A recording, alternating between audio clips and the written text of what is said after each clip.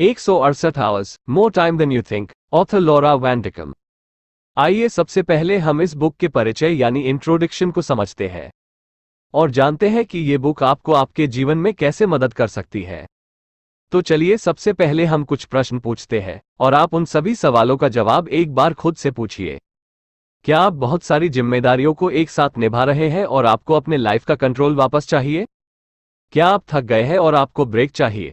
क्या आपकी to do list इतनी ज्यादा भर गई है कि आप सांस नहीं ले पा रहे हैं? तो हम आपको समझते हैं। हो सकता है कि आपको लगे कि आप उस हद तक बिजी हो गए हैं जहां आपको अपना काम, फैमिली या पर्सनल लाइफ के बीच चुनना पड़ता है, पर अगर आपको इनमें से किसी को चूज करने की जरूरत ही न पड़े तो कैसा हो अगर आपको अपना काम और पर्सनल लाइफ दोनों ही मिले और आप एक बैलेंस्ड लाइफ जी पाएं। आप एक वर्ल्ड क्लास कंपनी चला सकते हैं और साथ ही हाइकिंग के लिए एक दिन की छुट्टी का मजा भी ले सकते हैं। ये कितना अमेजिंग है ना। ये बुक आपको सिखाएगा कि टाइम कैसे काम करता है और आप बिजनेस चलाने के साथ साथ एक भरपूर जिंदगी कैसे जी सकते हैं। सबसे पहले आप ये जानकर हैरान होंगे कि अपना टाइम बिताने की आपकी जो भी अंडरस्टैंडिंग है वो गलत है। आज के इस ऑडियो बुक समरी में आप हफ्ते के 168 घंटों की सच्चाई के बारे में जानेंगे। जब आप अपने टाइम को लेकर कॉन्शियस होना सीख लेंगे, तब ये बुक आपको अपनी उन खास काबिलियतों को खोजने में गाइड करेगी जिन्हें आपको अपने लाइफ का फोकस बनाना चाहिए। फिर आप अपनी अगली सीढ़ी चढ़ सकते हैं, जो है आपके ड्रीम जॉब पाने की। इस बुक को पढ़ने के बाद आपको ये बात पता चलेगी कि अगर आपको कहीं और जॉब नहीं मिलती तो खुद के लिए जॉब पैदा करना पॉसिबल है। आपका ड्रीम जॉब आपको और भी ज्यादा खुशहाल, प्रोडक्टिव और क्रिएटिव बनाएगा। ये आपको एक डिस्कवरी करने के लिए पुश कर सकता है जो शायद दुनिया को ही बदल दे। क्या पता अगले किसी बड़े प्रोडक्ट या किसी कंपनी को शायद आपके स्किल्स की जरूरत पड़े। आपके इस रास्ते के बीच अगर कुछ खड़ा है तो वो है आपके टाइम और उसे मैनेज करने की समझ। अपने कैलेंडर को अपने कंट्रोल में रखने के लिए आप इस ऑडियो बुक को पूरा देखिए और सीखिए। टाइम की कमी का सच, the myth of the time crunch. क्या आपके पास ऐसा कुछ है जिसे करने का आप सपना देखते तो हैं लेकिन आपके पास इसे करने का टाइम नहीं है? क्या आपके पास सपनों की ऐसी लिस्ट है जिसे आप हासिल करना चाहते हैं लेकिन आप अपने बिजी टाइम टेबल में उसे शामिल नहीं कर पा रहे? ऐसा है तो इसमें आप अकेले नहीं हैं। सबको लगता है कि वे जरूरत से ज्यादा काम कर रहे हैं और उतनी नींद नहीं ले पा रहे जितना चाहते हैं। वे शिकायत करते हैं कि उनके पास अपने बच्चों और अपने हॉबी के लिए टाइम काफी नहीं है। आश्चर्य की बात यह है कि रिसर्च ने इन सब लोगों की सोच को गलत साबित किया है। जब लोगों के एक ग्रुप को हर दिन वे क्या करते हैं उसकी एक डायरी रखने के लिए कहा गया है, तो नतीजों से पता चला है कि हर कोई रात में 8 घंटे से ज्यादा सो रहा था। जितना वे सोचते हैं उससे कम काम कर रहे थे और ज्यादा टीवी देख रहे थे। ये रिसर्च बताता है कि लोगों को अपना टाइम कैसे बिताना है ये पता ही नहीं है। ये ऐसा प्रॉब्लम है जिसे टाइम लॉग रखकर सुलझाने की जरूरत है। जब आपको पता चलेगा कि आप अपने हफ्ते के हर एक मिनट को कैसे बिता रहे हैं, तब आप अपने मनचाही चीजों पर फोकस कर पाएंगे। हालांकि कुछ लोग दावा करते हैं कि काम और फैमिली दोनों में उनका सारा टाइम निकल जाता है, पर वही कुछ ऐसे भी लोग हैं जो इन दोनों में बैलेंस बनाने में कामयाब हुए हैं। आइए हम लोग थेरेसा डेटमेर का एग्जाम्पल लेते हैं। वे एक सक्सेसफुल औरत है जो अपने बच्चों के साथ ट्रिप पर जाती है, हाइकिंग करती है और अपने कुत्ते को घुमाने भी ले जाती है। जिन्हें नहीं पता कि थेरेसा की कितने जिम्मेदारियां हैं, उन्हें लग सकता है कि वे जॉब नहीं करती या फिर रिटायर हो चुकी है। लोग उन्हें कभी शिकायत करते हुए या फिर जल्दबाजी में नहीं देखते क्योंकि उनके पास अपने लाइफ का फुल कंट्रोल रहता है। थेरेसा असल में उन लोगों से भी ज्यादा बिजी है जिन्हें आप जानते होंगे। उनके 6 बच्चे हैं और वो एक कंस्ट्रक्शन कंपनी की मालकिन भी है जो साल में लाखों कमाती है। आप इमेजिन कर सकते हैं कि 6 बच्चों को बड़ा करने में कितना काम करना पड़ता है और एक कंपनी को चलाने में कितना फोकस चाहिए होता है। फिर भी थेरेसा के पास बुक क्लब ज्वाइन करने के लिए टाइम रहता है। तो वे ऐसा कैसे कर लेती है? ये सोचने वाली बात है। कम सोना या जल्दी उठने की वजह से नहीं, बल्कि अपने दिन के हर एक मिनट को कैसे बिताना है, इस बात से कॉन्शियस होकर वे ऐसा कर पाती है। वे जानती है कि कौन से काम पर उन्हें ज्यादा ध्यान देना है ताकि वे काम, बच्चे और अपने पर्सनल जरूरतों को बैलेंस कर सके। थेरेसा के लिए टाइम इतना इंपॉर्टेंट है कि वे अपने टाइम को घंटों से नहीं बल्कि मिनट से मैनेज करती है। एग्जाम्पल के लिए, वे जब 10 मिनट कार में इंतजार करती है, तब वे कार में ही पीछे की सीट में बैठकर अपने बच्चों को कहानी सुनाती है जिससे वो इस टाइम को यूज कर सके। आप भी वो बुक पढ़ने के लिए टाइम निकाल सकते हैं जिसे आप महीनों से पढ़ना चाहते हैं। आप जितना चाहे टब में नहा सकते हैं और बाहर टहलने भी जा सकते हैं। बस आपको ये देखना है कि आप अपना सारा टाइम कहाँ लगा रहे हैं और फिर अपनी इच्छाओं को फिट करने के लिए उसमें थोड़ा चेंज ला सकते हैं। जब आप अपना फोकस उन चीजों में लगाएंगे जो आपके लिए सबसे जरूरी है, तब आपके पास उतना फ्री टाइम होगा जितना आप चाहेंगे। आपकी सबसे बड़ी काबिलियत, योर कोर कॉम्पिटेंसीज। जब हम अपने लाइफ को डिफाइन करते हैं तो पाते हैं कि ये हमारे रोजमर्रा के काम का एक कलेक्शन है। इनमें से कुछ काम बहुत ही जरूरी है, जैसे कि सांस लेना, और कुछ काम ऑप्शनल है, जैसे कि एक हॉबी या शौक। हम जो भी काम चुनते हैं वो हमारी जिम्मेदारी होती है, और हम कैसे अपने दिन के हर एक मिनट को बिताते हैं उस पर हमारा ध्यान रहना चाहिए। आपकी सबसे बड़ी काबिलियत वो काम है जिसे आप औरों के मुकाबले सबसे बेहतर कर सकते हैं। अगर आपको अपनी वो बड़ी काबिलियत मिल जाए तो आपको इन्हीं कामों में अपना फोकस रखना चाहिए और बाकी कामों को छोड़ देना चाहिए। आप एक आसान एक्टिविटी करके अपनी सबसे बड़ी काबिलियत को खोज सकते हैं। अपने 1000 सपनों को लिखकर एक लिस्ट बनाइए और उसमें से वो काम करना शुरू कीजिए जिसमें टाइम और पैसे खर्च नहीं होते। आप नोटिस करेंगे कि उन कार्यों में कुछ तो ऐसे हैं जिनसे आपको प्यार है, कुछ जिनमें आप बहुत अच्छे हैं, और कुछ तो ऐसे हैं जिनसे आपको लगता है कि प्यार है पर असल में करने में मजा नहीं आता। आइए जैकी कैम्बोट का एग्जाम्पल लेते हैं। उनके लिस्ट में अपना वेट घटाने का सपना लिखा था। जब उन्होंने स्मोकिंग करना छोड़ा तो उनका वेट फिर से बढ़ने लगा और ये बात उनके कंट्रोल से निकल गई। वे शादी करने वाली थी और अपने वेडिंग ड्रेस को पहनकर सुंदर दिखना चाहती थी। इसलिए जैकी ने जिम जाने का फैसला किया। सबसे पहले जो टेस्ट था वो था जैकी का अपने फिटनेस क्लास में सबके सामने वेट नापना। वहां के इंस्ट्रक्टर ने जैकी से कहा कि उन्हें क्लास ज्वाइन करने से पहले अपना वेट कम करना होगा। ये एक बुरा एक्सपीरियंस तो था, पर इससे वो पीछे नहीं हटी। जैकी ने जिम जाना शुरू किया और वहां तब तक रोज कार्डियो एक्सरसाइज किया जब तक उनका वेट फिटनेस क्लास ज्वाइन करने लायक नहीं हुआ। जैकी को आगे बढ़ने में न सिर्फ उनके मजबूत इरादे ने बल्कि इस बात ने भी मदद की कि उसे वर्कआउट करना और लोगों के साथ रहना कितना पसंद था। उसे वहां का माहौल पसंद था। जैकी ने अपने इंस्ट्रक्टर को भी बदल लिया और ऐसा इंस्ट्रक्टर रखा जो ज्यादा अच्छा था। जल्दी ही उन्होंने अपना 40 पाउंड वेट घटा लिया और उनको खुद के जिम क्लास को सिखाने का सर्टिफिकेट भी मिल गया। जब उन्होंने अपने क्लास को सिखाना शुरू किया तो पाया कि वे लोगों को वर्कआउट करवाने में बहुत अच्छी थी। क्योंकि वे खुद भी कभी ज्यादा वेट की थी, इसलिए वे उन लोगों को बेहतर समझती थी जो उस साइज के थे जो कभी उनका भी साइज होता था। जल्दी ही जैकी ने डांस कोरियोग्राफी की कोशिश की और ये भी उसे बहुत पसंद आया। अब जैकी ने अपने बड़ी काबिलियतों के बारे में जाना और अब वे आगे बढ़कर अपना खुद का जिम खोलने का सपना पूरा कर सकती थी। कुछ सालों बाद जैकी ने अपना सपना पूरा किया। वो था एक छोटा सा जिम जिसमें एक ही क्लास होता था, पर जैकी बहुत ही अच्छा कर रही थी। जैकी अब खुद को पूरा महसूस करती थी।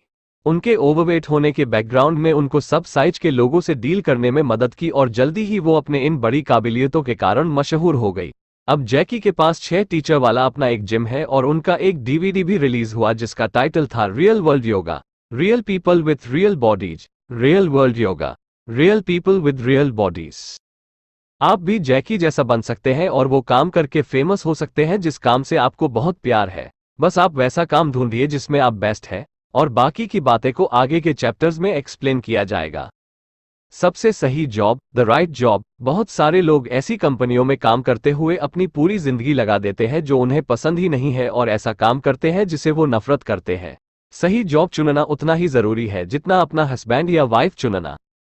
अगर आप वो काम नहीं करते जिससे आपको प्यार है या ऐसा काम करते हैं जो आपको पसंद नहीं है तो आप थके हारे ही घर लौटेंगे।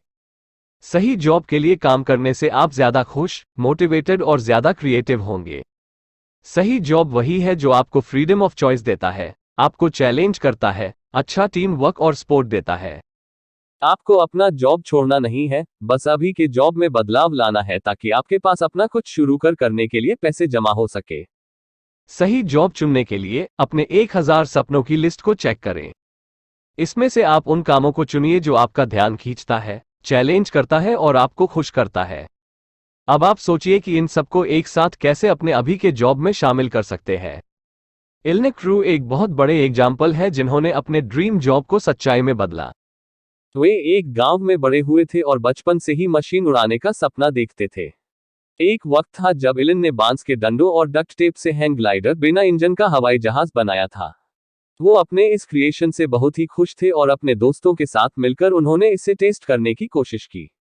वे पहाड़ी से नीचे गिरने लगे और उन्हें इस बात से तसल्ली हुई कि ग्लाइडर क्रैश होने से पहले वो जमीन से कुछ फीट दूर उतरने में कामयाब हो गए थे। इलन क्रैश में बच गए और हाई स्कूल में उन्होंने कुछ और नई चीज बनाने की कोशिश की। अपने प्रोफेसर की मदद से उन्होंने विंड टनल का एक बेहतर मॉडल तैयार करने की कोशिश की। एरोडायनामिक्स कैसे काम करता है, उसे बेहतर तरीके से समझना उनका गोल था। उन्होंने विंड टनल के सपोर्ट सिस्टम को मैग्नेट से बदलने की कोशिश की।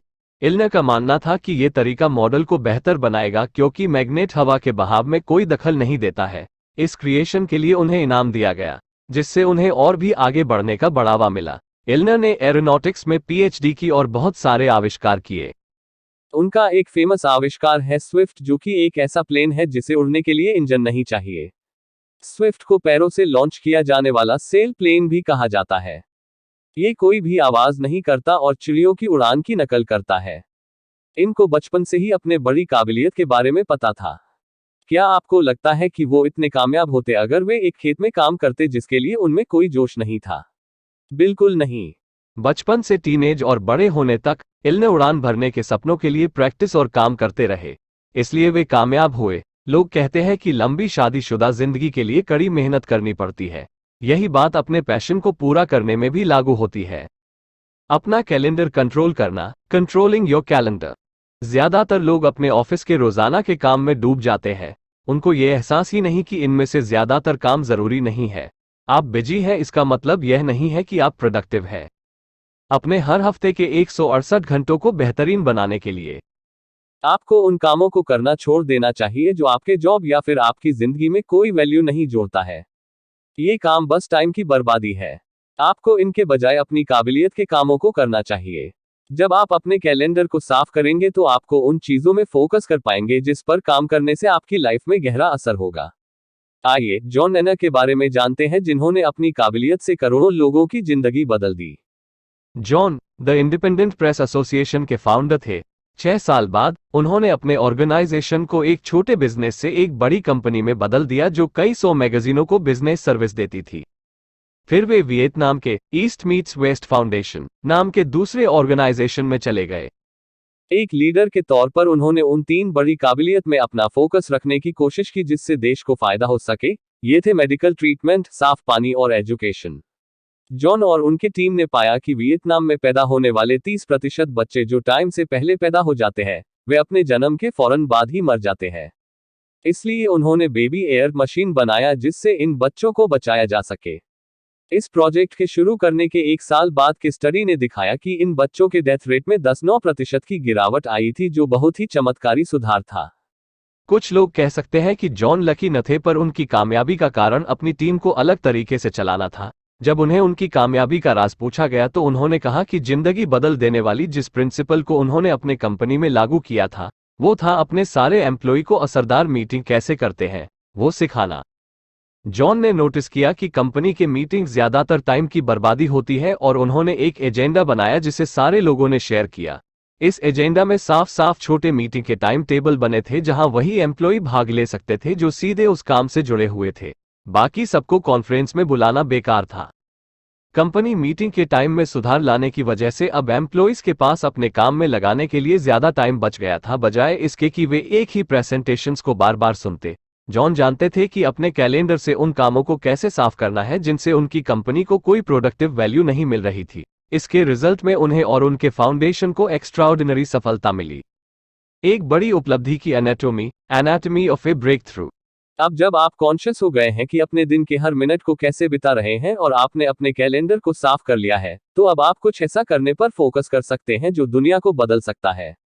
सिर्फ अपनी काबिलियत को जानना और उस पर काम करना ही काफी नहीं है, आपको और भी ऊंचा एम रखना होगा। आपको बड़ी अचीवमेंट के लिए एम करना चाहिए। ऐसा आप तभी कर पाएंगे जब आपकी नजर अपने अगले बड़े मौके पर रहेगी, जब आप उसे सही तरीके से पूरा करने के लिए काम करेंगे, अपॉर्चुनिटी के लिए तैयार रहेंगे और फिर सफलता की सीढ़ी चढ़ेंगे। लिया इंग्राम एक ब्लॉगर थी। वो शादियों के बारे में लिखती थी पर उन्हें उस काम से नफरत था। वो इस टॉपिक के बारे में लिखकर इतना परेशान हो गई थी और कसम खा ली थी कि अगर फिर से उन्हें शादी का ब्लॉग लिखना पड़ा तो वे अपना सर दीवार पर दे मारेंगी। उनका बचपन एक ऐसे परिवार में गुजरा था जो कम खर्चीला था। उसके बावजूद 40 की उम्र तक पहुंचते पहुंचते लिया बहुत कर्ज में डूब गई थी। इसलिए उन्होंने डिसाइड किया कि वे अब कम बजट वाली लाइफ को अपना नया स्किल बनाएगी। वो उस सब्जेक्ट पर एक्सपर्ट बनकर ब्लॉग लिखना चाहती थी, इसलिए जहां से मिले वहां से कुछ नया सीखने की उसने ठान ली थी। लिया ने हफ्ते के 5 दिनों को नए ब्लॉग लिखने में लगाए। उन्होंने ये सवाल नहीं किया कि क्या ये काम करेगा या नहीं, लेकिन सिर्फ अपने दिल की सुनी और काम करती रही। उनको ये पता नहीं था कि इस टॉपिक पर उनके ब्लॉग से पैसे आएंगे कि नहीं, पर उन्हें भरोसा था कि वो इसे एक दिन किताब बना सकती है। एक दिन लिया एक एजेंट से मिली। उसने लिया से वादा किया कि ये किताब जरूर बिकेगी, लेकिन उस एजेंट ने पब्लिशरों से मुलाकात की तो सबने कहा कि ऐसा टॉपिक तो आजकल मार्केट में नहीं बिकता। उनकी बात किसी पब्लिशर ने नहीं सुनी, पर लिया को खुद पर बहुत भरोसा था। उन्होंने हफ्ते के 5 दिन ब्लॉगिंग करना जारी रखा और 1 साल बाद लोगों ने उन पर ध्यान देना शुरू किया। इकोनॉमी नीचे चली गई थी, जिसके कारण लोगों को कम बजट वाले लाइफस्टाइल को अपनाना पड़ा। कई जर्नलिस्ट ने जब इस टॉपिक पर रिसर्च किया तो कुछ को लिया के ब्लॉग मिले। उन्होंने लिया से इंटरव्यू के लिए पूछा। लिया के पास इससे और भी मौके आने लगे और उनके ब्लॉग में काफी पैसे बनने लगे। तब लिया को लगा कि उनका ये ब्लॉग कुछ बड़ा लाने वाला है। उनमें से सबसे बड़ा मौका था जब उनको द बिजनेस वीक के फ्रंट पेज में जगह मिली। उसमें उनकी अपने पति, बच्चे और कुत्ते के साथ फोटो छपी थी और लिखा था the new age of thrift, नया घर का economics, the new home economics. इस चैप्टर में हम बात करेंगे कि जब लोग काम नहीं कर रहे होते हैं तो वो घर पर समय कैसे बिताते हैं। होम इकोनॉमिक्स का यही मतलब होता है। पहले औरतें अपना टाइम सफाई करने और अपने फैमिली के लिए खाना बनाने में लगाती थी, और आजकल औरतें घर की साफ सफाई और घर के कामों के बजाय अपने बच्चों के साथ टाइम बिताना करती है। घर में अपना टाइम मैनेज करने के लिए आपको अपने हस्बैंड और बच्चों के लिए एक रिवाज शुरू करना चाहिए। आपके पास ज्यादा टाइम ना भी हो तो भी कोशिश कीजिए कि अपने 1000 ड्रीम्स की लिस्ट में कुछ ऐसी चीजें डालें जिसे आप अपने बच्चों के साथ कर सकते हैं। एग्जाम्पल के लिए, मान लीजिए आप बेकिंग या पेंटिंग ट्राई करना चाहते हैं तो आप इन्हें अपने बच्चों के साथ कर सकते हैं। ये एक पत्थर से 2 चिड़ियों को मारने जैसा है। अब आपने अपने लिस्ट में से एक सपना पूरा कर लिया और साथ में अपने बच्चों के साथ क्वालिटी टाइम भी बिताया। अपने वाइफ या हस्बैंड के साथ अपने रिलेशनशिप को मजबूत करना भी बहुत जरूरी है। अगर आप अपने पार्टनर के साथ पूरा दिन लड़ते रहते हैं तो आप कभी प्रोडक्टिव और भरपूर जिंदगी जीने के लिए मोटिवेटेड महसूस नहीं करेंगे। इसलिए आपको अपने हस्बैंड या वाइफ के लिए एक टाइम सेट करने की जरूरत है। अगर आप अपने बच्चों को किसी के पास छोड़ सके तो आपको डेट नाइट या फिर वीकेंड में कोई ट्रिप पर जाना चाहिए। अगर आप ऐसा नहीं कर सकते तो अपने बच्चों के सो जाने के बाद कुछ घंटों के लिए घर पर ही रोमांटिक सा माहौल बनाकर अपने पार्टनर के साथ टाइम बिताएं। इससे आपको घर के बाहर जाने की जरूरत भी नहीं पड़ेगी। आपके घर का आंगन या फिर बालकनी को ही आप अपने डेट के लिए तैयार कर सकते हैं। नए घर की इकोनॉमिक्स को बेहतर समझाने और बताने के लिए कि पहले के मुकाबले अब ये कैसे अलग है, आइए हम 2 अलग औरतों की कहानी सुनते हैं। एक है पुराने जमाने की और दूसरी आज की। मिसेज थेमा मेयर 1990 के जमाने की थी और वो एक परफेक्ट वाइफ की मूर्ति थी। अपने 9 बच्चों के साथ रहते हुए भी किसी तरह अपने घर को साफ रखना, फैमिली के लिए रोज खाना बनाना और बेकिंग करना, वो ये सब कुछ करती थी। उनकी जिम्मेदारियों में से कुछ थे हफ्ते में 15 बास्केट कपड़े धोना, रोज बर्तनों के ढेर धोना, पोछा लगाना और सफाई करना। जब उनके बच्चे कुछ बड़े हुए तो उनके काम में हेल्प करने लगे, पर उनके हेल्प करने के बावजूद फिर भी बहुत कुछ करना बाकी रह जाता था। मिसेज मेयर के पास कुछ मजेदार करने के लिए कोई टाइम नहीं बचता था। जब उनके बच्चे सोते थे तो वे सिलाई करती या फिर अगले वक्त का खाना बनाने में लग जाती। पुराने जमाने में औरतें हमेशा अपने बच्चों और पर की देखभाल में ही लगी रहती थी, पर आजकल औरतें दिन भर काम करती है और फिर घर आकर दूसरे जरूरतों को देखती है। जमाना बदल गया है, पर इसका मतलब ये नहीं कि औरतें कम या ज्यादा बिजी हुई है। माहौल बदल गया है, पर काम में लगने वाले घंटों में कोई फर्क नहीं पड़ा है। मॉरीन बेडेस एक मॉडर्न माँ है। उनका एक ही बच्चा है और वे एक नॉन प्रॉफिट ऑर्गेनाइजेशन में senior director of vision council के तौर पर काम करती है। सबसे बड़ी बात यह थी कि उनके हस्बैंड आर्मी में थे, जिसके वजह से वो मॉरीन को किसी भी काम में हेल्प नहीं कर सकते थे। लेकिन मॉरीन ने किसी तरह से सब काम निभाए। वो 5:30 बजे ही सुबह अपने कुत्ते के साथ जॉगिंग करने जाती, फिर उनकी बेटी 6:30 बजे उठती थी तो वे एक साथ ब्रेकफास्ट करते और अपने दिन की तैयारी करने में लग जाते। मॉरीन अपनी बेटी को स्कूल छोड़ने के बाद ऑफिस चली जाती थी। शाम के 5 बजे मॉरीन अपने बेटी को लेते हुए घर पहुंचकर एक साथ डिनर करती, फिर सब अपने कुत्ते के साथ वॉक के लिए जाते। 7:30 बजे मॉरीन अपनी बेटी को सुला देती और उसके बाद वो आधे घंटे के लिए जितना हो सके साफ सफाई कर लेती थी। फिर वो 9:30 बजे तक अपने ऑफिस के काम करती थी। एक वर्किंग माँ के लिए एक परफेक्ट टाइम टेबल है। मॉरीन को 8 घंटे सोने के लिए मिल जाता था।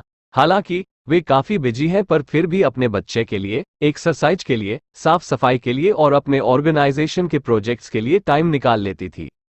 कंक्लूजन, नए घर के इकोनॉमिक्स में बदलाव के साथ दुनिया बदल गई है। हमारे रोज के काम बढ़ गए हैं और लगता है कि अपने फैमिली के लिए और मजे करने के लिए हमारे पास काफी टाइम नहीं बचता है। डिमांडिंग जॉब और एक से ज्यादा बच्चे होना हर किसी के लिए प्रॉब्लम नहीं होता। कुछ लोग मैनेज करके काम चला लेते हैं। ये बुक उनके जैसे लोगों की स्टडी पर बनी है जिसमें ये बताया गया है कि कैसे कुछ लोग सब कुछ मैनेज कर लेते हैं और कुछ नहीं कर पाते। इस बुक में आपने टाइम लॉग रखना सीखा जिससे आपको एहसास होता रहे कि आप किस तरह से अपना टाइम बिता रहे हैं। आपने ये भी सीखा कि हर दिन आप जो काम कर रहे हैं उसे जानने से आपको अपने कैलेंडर को साफ करने में मदद मिलती है और आप सिर्फ वही चीजें रख सकते हैं जो आपकी प्रोडक्टिविटी के लिए सबसे ज्यादा मायने रखती हैं। इसके साथ ही इस बुक ने आपको खुद को बेहतर समझने में मदद की। आपने जाना कि आपकी अपने लाइफ के सबसे बड़ी काबिलियत कौन सी है और उन्हें आप कैसे बड़ी कामयाबी में बदल सकते हैं। अपने टाइम को ट्रैक करें, अपने कैलेंडर को हल्का करें और अपने फोकस को उन चीजों में रखें जो आपके लिए मायने रखते हैं और फिर आप एक परफेक्ट बैलेंस लाइफ पा सकेंगे। तो फाइनली दोस्तों, हमने एक और नई बुक समरी यानी सारांश को समझ लिया। यदि हम इस किताब में बताए गए नियमों को फॉलो करें तो हम अपने जीवन में बहुत जल्द ही सफल हो जाएंगे और इसके साथ साथ हम अपने समय का भी प्रबंधन यानी मैनेज कर सकते। उम्मीद है आज का यह वीडियो सारांश आप सभी को बहुत कुछ सिखाया होगा। तो मिलते हैं इसी तरह के दूसरे वीडियो में, तब तक के लिए आप सभी का दिल से धन्यवाद। आपका दिन शुभ हो। अगर वीडियो पसंद आया हो तो इस वीडियो को लाइक जरूर करें। ये भी बताएं कि आज का यह वीडियो आप सभी को कैसा लगा और इसके साथ साथ चैनल को सब्सक्राइब भी कर दीजिए। Thanks for watching.